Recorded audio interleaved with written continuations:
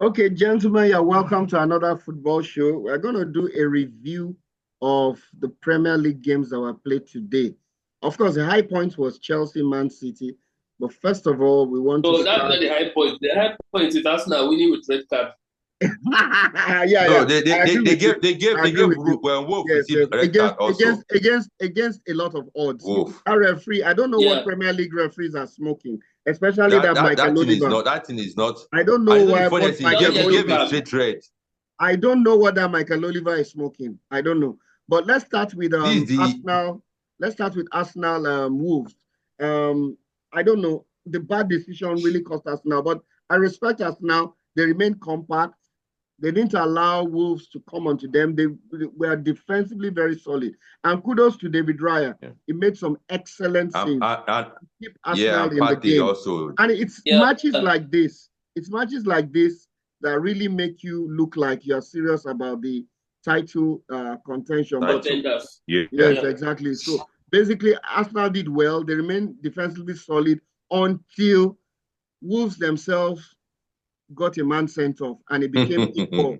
And then Arteta made some Balance, 10, tactical 10. adjustments and Arsenal gained ascendancy and they started having chances. And of course, they were full value for their 1-0 victory. Biodu, what are your thoughts concerning that Yeah, game? I think I was kind of shaking at first that Arsenal went down.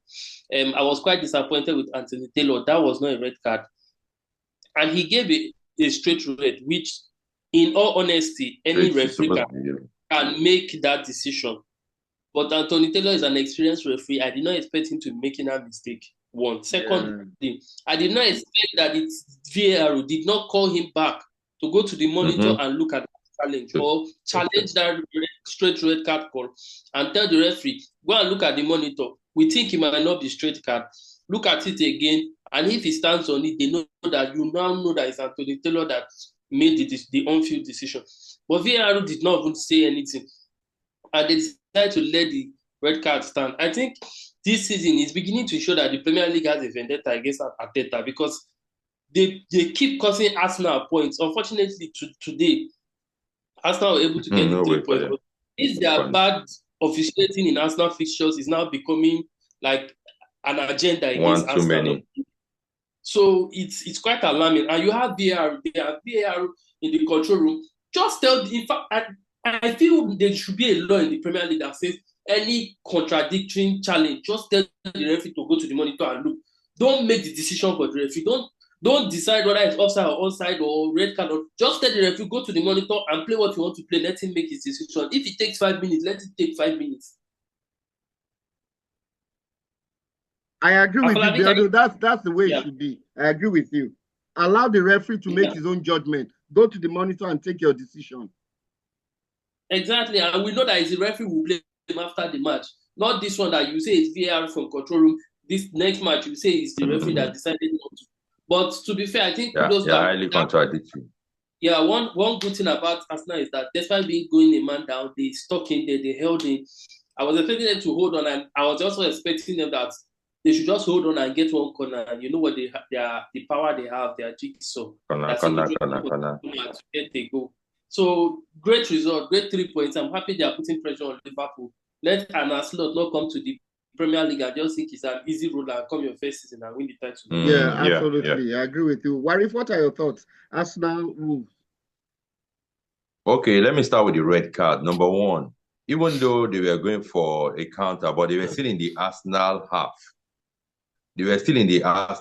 So anything that would have been like 50-50, yes, outside the box, and they were still in Arsenal half going for two defenders ahead of the ball. Sorry, they are still in Wolves half going for counter against the business. So now, number one, it was not a high boot. Number two, they were still in Wolves half. So there is no way that thing would have been a straight. Yes. So at least at most it would have been a yellow card. Now look at the red card I gave to what's it called? To Wolf player. Now he gave second yellow card. Instead of being it, because that one was even more dangerous than what the incident that happened to Wolf player. Would have given a straight red, but he gave second yellow card. Now for the game proper, when they gave that red card, I said, wow. Not again. Even when Arsenal equalized, I didn't see the goal because I was so tense. My body was hot and so many. I couldn't withstand the match. Because when I changed, I saw that it was Wolf. They giving Wolf red card, and I knew that okay, the game is balanced. Now, what I'll say about those Wolf, the team is that they didn't take advantage of shot one. They would have capped the game down. That's human passing of the ball, break down the. Arsenal, they can't play under what's it called, under pressure. But I don't know what they were doing until they got that red card. And you see that red card, it was like a setup for Wolf. You already know some Wolf players, they were already on yellow card. And one thing about some players, they will guide the ball and provoke you for you to invite your tackle to them. So if you're not sensitive, you just commit yourself. And that was what happened to Wolf. And one other thing again about Arsenal is this. Arsenal, they should learn how to shoot from afar. It's not every time you be doing passes, short passes, hospital passes. Sometimes learn to shoot even in the war front. That's why you see the Arab guys, these Taliban or if they can't penetrate into their enemy, they shoot rockets from afar. With rocket, at least you're sure of getting some. So Arsenal, they should learn how to shoot from they should learn how to shoot from outside the 18. In fairness, so it's a good one. In fairness to them, Warif, they actually do that, especially with Martin Odegaard. But Martin Odegaard is experienced a dip in form. No, there's a crisis of confidence. Anywhere around the 18-yard box, Odegaard likes to shoot. No, Martin Odegaard does not have that kind of shot. When I say shot, I don't know if you know this guy that played for RB last week. That Arsenal wants to Cisco, the person that Arsenal wants to sign. That guy, that's the type of player that Arsenal need that can shoot. Yes, that can shoot. Okay, it's a Dutch player. Yes. Even Rice has a shot more than what's he called? Odegaard is just to calling for midfielders that can shoot from beyond 30 yards. Yes, people that has this shot like thunderbolt shot. Declan Rice can't do it. Like Valverde. They don't have I don't know if it's a philosophy. Those stunning shots from outside the box, Valverde scores. Unexpected shots. Well, yeah, we don't have those kind of footballers now. Okay, Warif, let's go on to the mauling of Nottingham Forest. I mean, Bournemouth literally took them apart. And this Kluivert guy, if he continues I said it earlier this week that Bournemouth, they are my next team because those guys they appointed Andoni Iraola, their football has changed. They've become more adventurous. They've become braver. They press from the front, and they don't care who you are. They don't fear anybody. Especially when it's at the Vitality Stadium. They can take on anybody. They are not looking at your face. They are not looking at your face. So I don't know. What are your thoughts, Warif? 5-0. You see, they are young, they are fast, they are energetic, they are fearless. They don't care. They're only just to keep on attacking you, and attack until they achieve what they want. Okay, look at last week. They gave, becoming almighty Newcastle 4-1. And today, Nottingham Forest, they gave them 5-0. So this Bournemouth, if I'm a coach, I want to sign player, I'll go to Bournemouth. I'm telling you, I've been saying it. They have fearless players. They're players that are adventurous, that can take the ball and go for the defense, go for the offensive. Not like players that will be passing. That's what is lacking in Arsenal. Arsenal needs the players that can get the ball and go for the offensive, not to be passing the ball. Commit your opponent, and that's what they do. And they take their chances. They are not afraid of taking their chances. So if Bournemouth can qualify for Europa or Conference League, I think it will be a good one for them. Yes. At least they can bring some much needed revenue to the club. And then, because clubs like Bournemouth, you can be sure that the Sharks will start swarming around that club to begin to poach. And you know what? There. If any team wants to sign any player in Bournemouth, this is the right time to sign, because if they should end the league and qualify for Europa League or Conference League, they might not want to leave. They want to stick to the team, just like what happened in Leicester City when they won the Do you think Bournemouth want to be relegated? They are not going to release anybody. And if you got to tell you what, 50,000. What are your thoughts? What are your thoughts with Bournemouth? What do you think is responsible for their resurgence? I think one thing I'll just add to the conversation. I think their coach has been superb, has been phenomenal. Bournemouth are on 12 games unbeaten after today's result. Unbeaten 12 games. They've drawn 5 and they've won 7 in the last 12 games. So it's quite impressive the form they play. And like Marif rightly said, they have a lot of ball carriers. I think they have a lot of players that can move with the ball. They don't tend to pass. Yeah. They pass, but they don't tend to pass like the way the Guardiola kind of so-called big boys, Man City, and the way Chelsea play and just move the ball without penetration.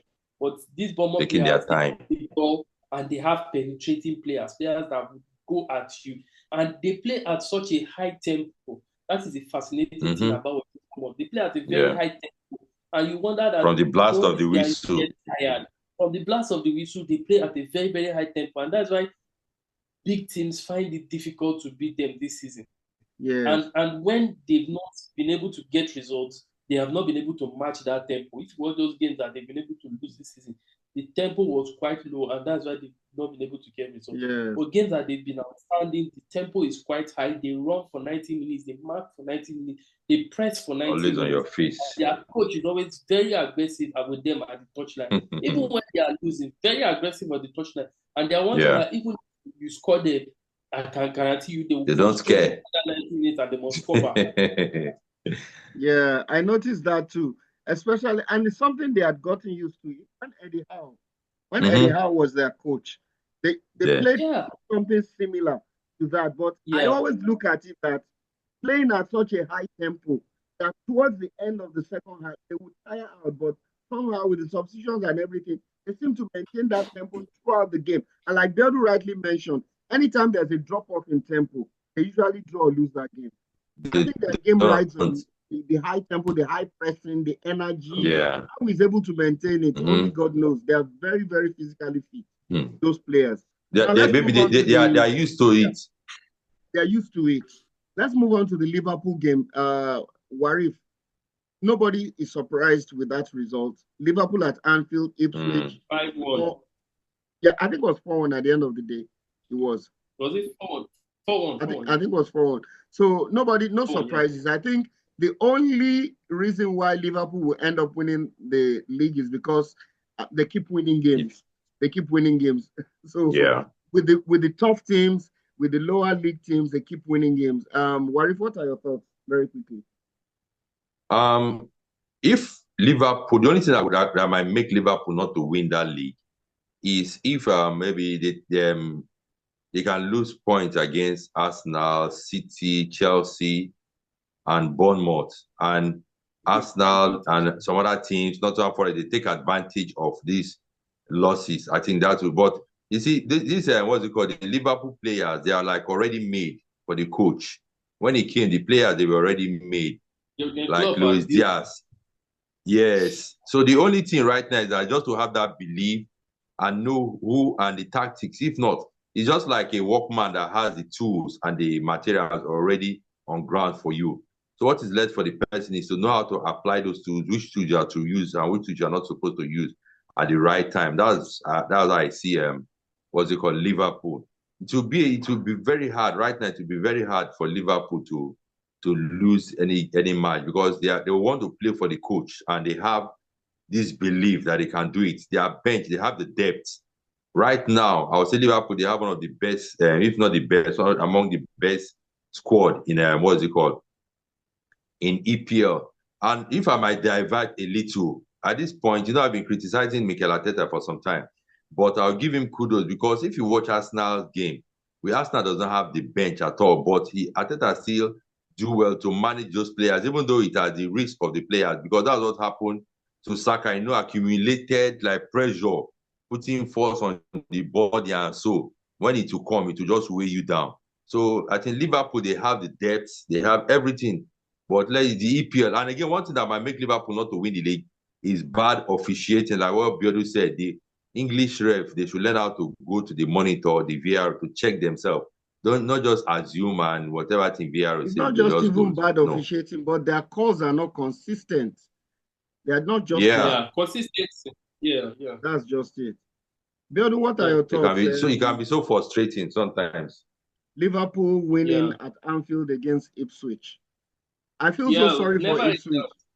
Never Because of all the again. teams, I don't want those two. I don't want Ipswich to be relegated. yeah, because for They all should the go. of all Should the they not teams that win were Chelsea, promoted, Ojoro? of all the teams that were Them and promoted, Everton. I felt they would have performed they would have been the best performers, but it appears they might go back down now. What do you think, Biodun? No, I don't see it. I see Southampton, Leicester City, and Wolves going on relegation. You think so? Ipswich is Yeah. not doing well. Biodun, what are your thoughts? Yeah, I think Ipswich, yeah, they came to Anfield. The aura, the aura, the atmosphere caught up with them at Anfield when the Liverpool fans start singing their song, and the players were Oh, frightened. big emotional song. They started the game like cocks against chickens, hens, and Chicks. against chicks. They were just making mistakes, and Liverpool ran riot with them. Luis Diaz having a fun field day. Connie Gakpo scoring 2 goals. Mo Salah also getting on the score sheet. It was a rampant performance. Szoboszlai also breaking our race record. Trent, fantastic assist. Liverpool just keep doing what they consistently have been doing since the beginning of this season, playing the same way, playing with the same tempo, playing with the same level of consistency. And as Slot also not changing too many things. He has already known what works for him with those squad of players, and he just keeps replicating the same formula. Off the bench, Harvey Elliott coming in, Darwin Núñez gave a couple of players some rest after the midweek Champions League game. So, like we said, Liverpool, the title, for Liverpool not to win the league this season is the next couple of fixtures. The next couple of fixtures will determine if Liverpool do not win the league. When they go and play Spurs, when they go to Newcastle, when they play Arsenal. And they have an outstanding game against Everton. Yeah, don't count Chelsea. Chelsea is like Ipswich now. So those 14. No, you never can say Chelsea, they're unpredictable. No. We're still gonna talk about Chelsea, but I don't think Chelsea is like. So when they play Newcastle, Arsenal, Tottenham, Man City, we'll know where. Yeah, exactly.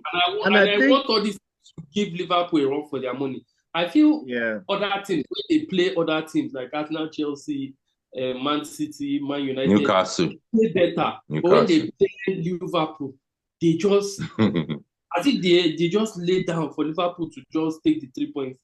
I want more teams to be challenging them. Yes, they are a good team. Yeah. They should be a level of fight. Even last weekend when we thought Brentford would have done it, they came from the dead to score 2 goals. So, yes, their tenacity. It's quite alarming that they should not just find it so easy. But great win for them. Congratulations to their fans. And I think they've been. I think another factor is the fact that, like Biodun said, they have a very good bench, almost in all departments. Look at this guy that featured was like the DM when Jurgen Klopp was there, Wataru Endo. He doesn't seem to get a game anymore, and there are other guys to fill in for him. And then I think Liverpool has been fortunate with injuries. And they are doing well. They've been fortunate with injuries. Yeah. They've not had high-profile injuries to key players. And that has really helped them. To keep players. Yes. You know, everybody has had their own fair share of injuries. But I think Liverpool has been very fortunate. They haven't had that much of an injury. Maybe it's because of the way they play. They don't press as ferociously as they were under Jurgen Klopp. They are more methodical, more like Manchester City, but they haven't had any high-profile injuries, and I think that's why. I like the way Ipswich plays. They are like Manchester City wannabes. They like to build from the back. They press high. I like their football. They are not the typical Division 1 team that will come to Premier League and start packing the bus. But unfortunately, they don't have the quality. Shoot and follow. Yes, they don't have the quality to play that kind of game, and they are getting found out. I just pray somehow they stay up. Now let's go to the big one. No, I don't pray that prayer. They should go down. They watch us. No, I like their coach. I like Ipswich. I just like these guys. Their coach was our first team coach, Kieran McKinnon. I like him so much. Although he's inexperienced, I don't want them to go down, but unfortunately, they might have to. And then another surprise result today was Brighton were so good against Manchester United last week. They lost to Everton today by a long goal. Biodun, what are your thoughts? The Premier League is so funny. As in, It's a drama. It's a Brighton, drama. Of course. yes, Brighton has been getting a couple of good results this season, but I think under their new coach, they have a level of inconsistency with them. They are like, they play more like Spurs kind of a way. When they hear the big team, they want to play, they want to belong, they want to be part of the big boys. And they tend to get results when they play big team, when they play Arsenal, when they play United. But when they go and play middle team middle in the table, Bournemouth. Inconsistency in their game come up. They win some of those games, they lose some of those games. And against Everton, yes, it was a handball, it was a penalty Everton used to score in their year. But I think Brighton did not just come up to the party this weekend. They didn't create enough, weren't clinical enough when they even managed to create something. But again, a poor weekend for Brighton after defeating Man United last weekend. They should need to string a couple of consistency in terms of results. If you look at the table, I think they are just at the bottom of the top 10 on the table. But I think consistency is something that they are lacking. They haven't managed to be in Europe in the last 2 seasons. This season, they need to get back their act right to try and get into Europe, whether it's the Conference League or the Europa. But the competition is quite tough. You see teams like Brighton and Bournemouth in great superb form, Nottingham Forest in good form. So it's going to be difficult for them. Yeah, basically. And I think we should move on to the big one now. Manchester City 3, Chelsea 1. Warif, what are your thoughts? I think it was a game that was even.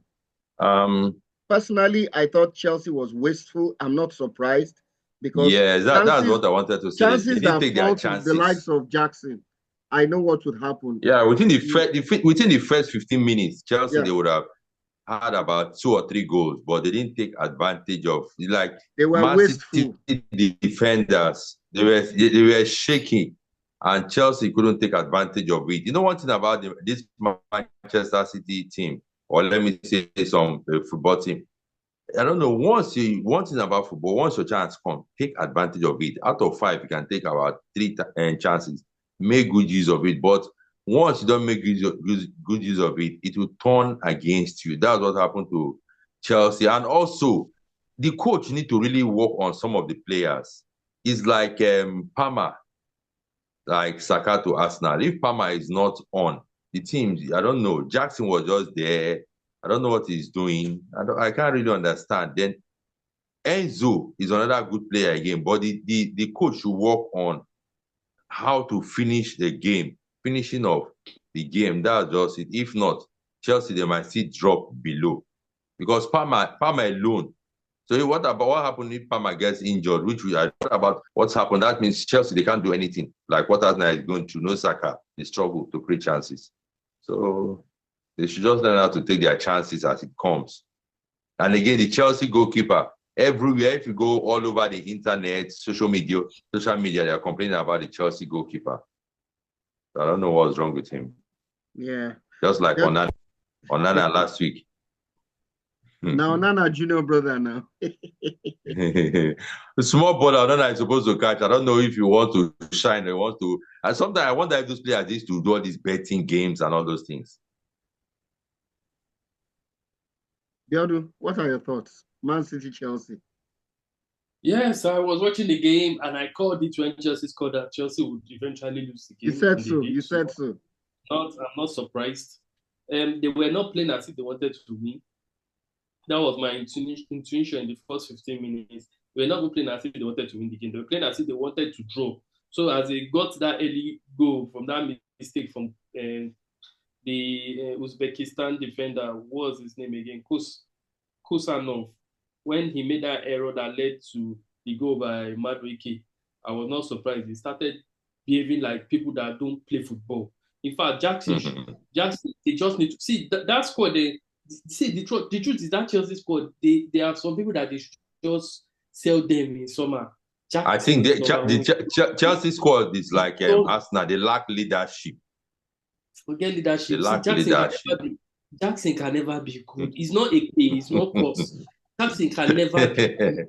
You get Jackson that ball come across to him. Put ball in there. Jackson cannot play the ball with his left leg. He wants to bring football has to do with your IQ. If your IQ is sharp, as the ball is coming, you already know what to do. You can easily think, know what to do. But if your thinking is not sharp, players that play today, players they need to say Robert Sanchez number one. See that small shot that they played that they caught, so he could not even punch it. They had to punch it.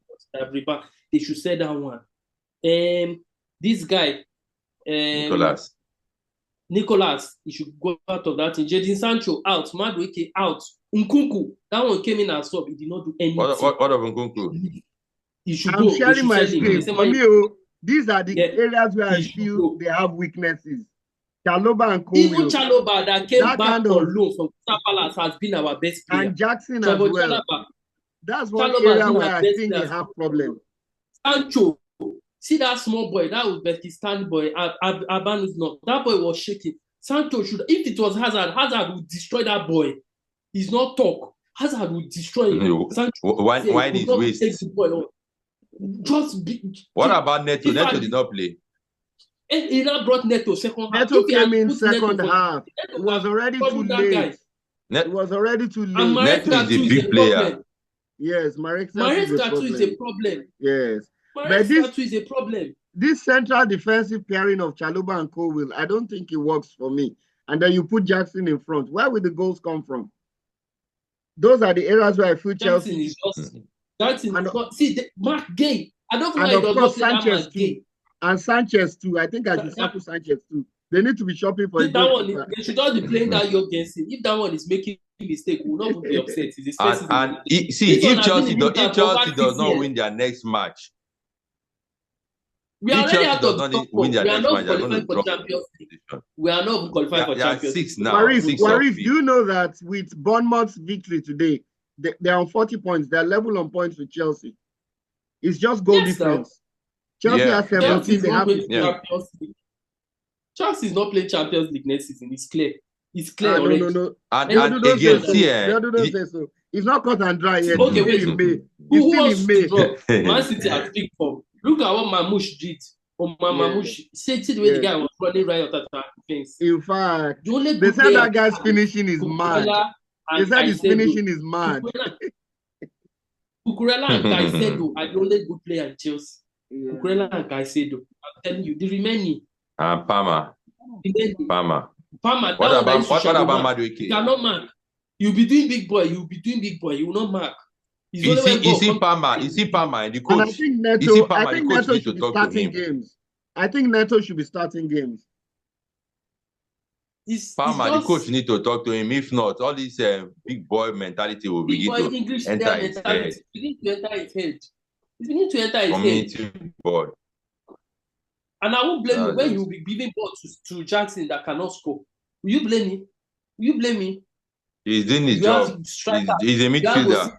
Was available for look. You didn't get to see me. Your current is here. You didn't go and buy. Look at Napoli. Came back from 2-1 to beat Juventus at home. Lukaku scored.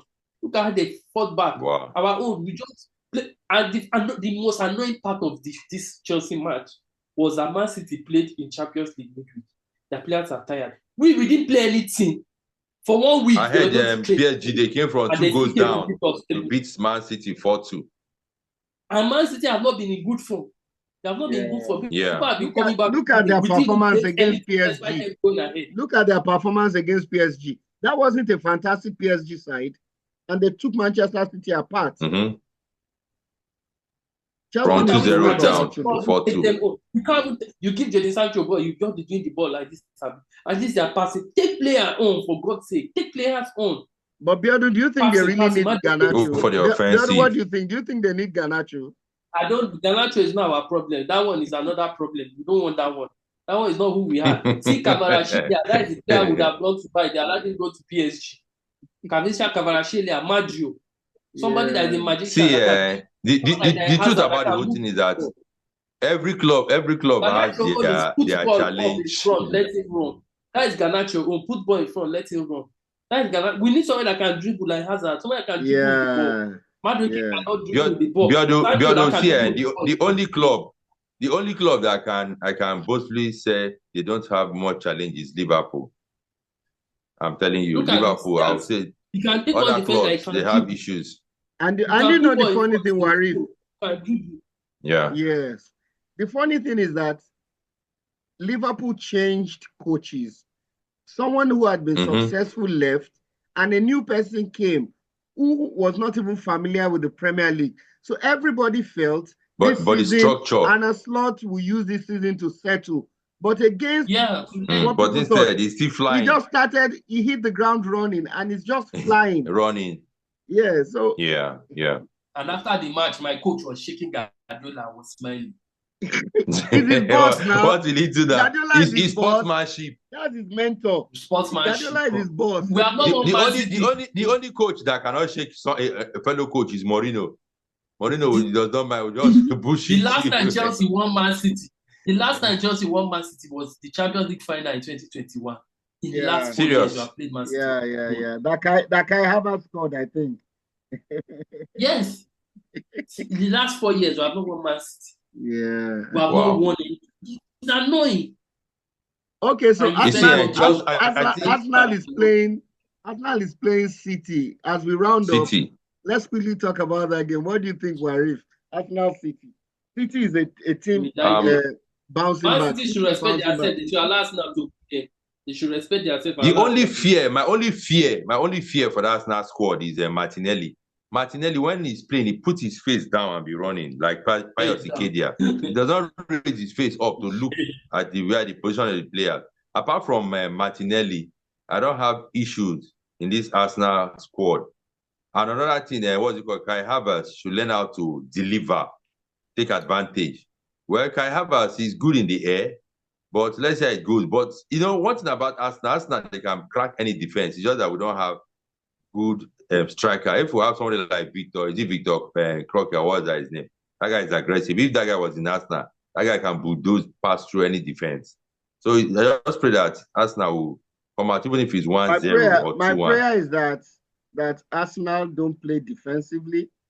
I pray that they will be brave. Let that fear not come into them. I pray that they will come out and press City.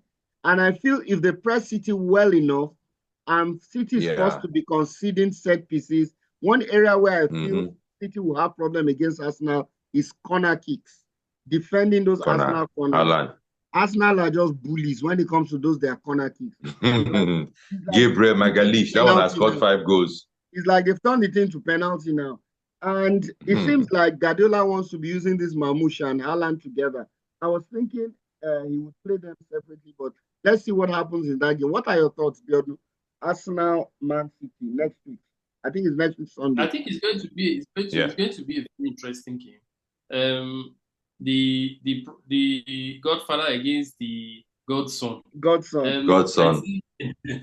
I think it's all or nothing for Arsenal. They know they have to go to that game to get the 3 points. They are in contention. City are out of the title race. I don't know what the injuries would look like for Arsenal, but they just have to go to that game and get 3 points.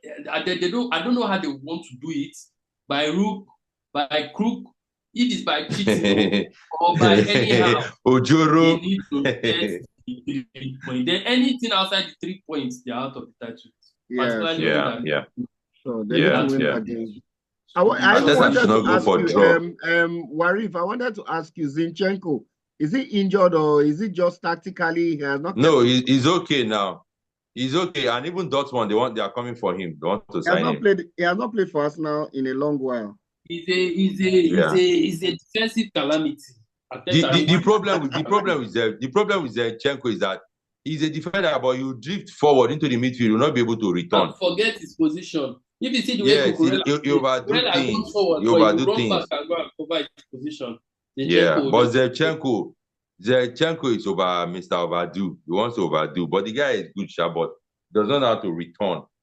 And you know the system they play. These coaches play, Arteta and Maresca, they play these inverted fullbacks. That you come to the middle when you're in possession. When you're out of possession, you go back. So you need to have that pace to be able to fall back.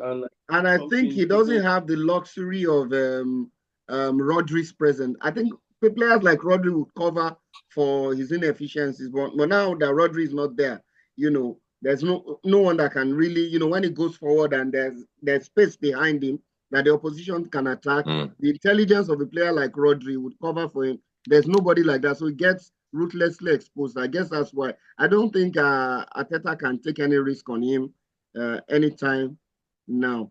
So because of time, we're going to round up. Biodun, it's been a wonderful show. Your network was superb today. Warif, thank you very much for your time. You're welcome. You're welcome. Biodun and Warif, have a wonderful evening. We'll be back next week. Yeah, bye.